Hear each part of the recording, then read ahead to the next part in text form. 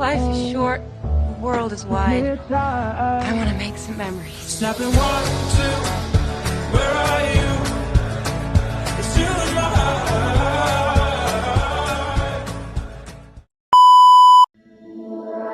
Where did you go when I needed you most?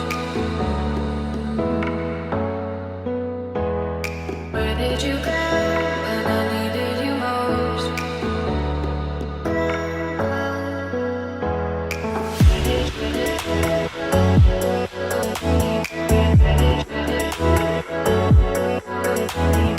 So what up sa inyo mga Juswingans? Andito tayo ngayon sa Triple Peak Campsite dito sa Norsagaray, Bulacan. 1.5 hour away lang to from Manila kaya napakadaling puntahan. 70 pesos ang day tour tapos 200 pesos naman pag gusto nyo mag-overnight. So nag-tent pitching na din pala kami which is 100 pesos lang. Pero pag wala naman kayong dalang tent, pwede naman kayo mag-rent ng tent for only 400 pesos. Bale, binuo na pala namin yung camp namin guys na binili ko sa TikTok for only 379 pesos lang. Napakaganda na, napakadaling ayusin. 2 minutes lang tapos na. Ayan o, tamang pukpok lang ako ng mga bato sa gilid para matibay yung tent namin. Para di hanginin pag malakas yung hangin. Syempre hindi mawawala ang ihawan pag nagka-camping tayo. Yan ang magandang trip no. Iyaw-iyaw ka lang sa gilid ng ilog. Kaya pabagayin na natin yung huling guys para makapagsimula na tayo mag-iyaw. Bumili din pala kami ng barbecue na worth 200 pesos para meron kami pang lunch tsaka dinner.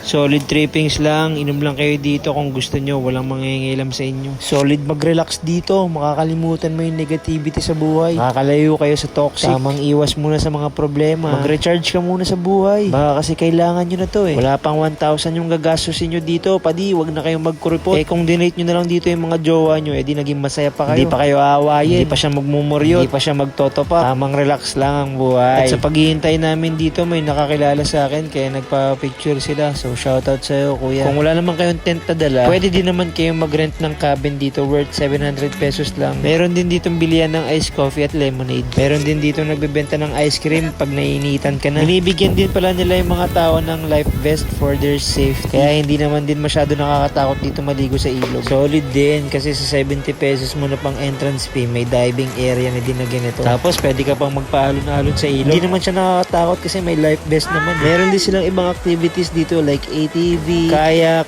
river rafting, cave hopping. Pero hindi na namin tinry kasi on a budget kami. Tamang pahinga muna habang pinagmamasdan yung pagbaba ng araw. So sinulit ko na pala yung pag-swimming dito guys kasi hanggang 6 PM lang pwede mag-swimming. Kasi delikado na daw yung alon ng tubig pagdating ng alas 6. Bumibilis yung alon at tumataas na din yung tubig. Ayun, tamang kopi-kopi na lang si Mike Win kasi hindi na niya kaya lamig ng tubig. Ganito na pala yung itsura namin pag gabi na.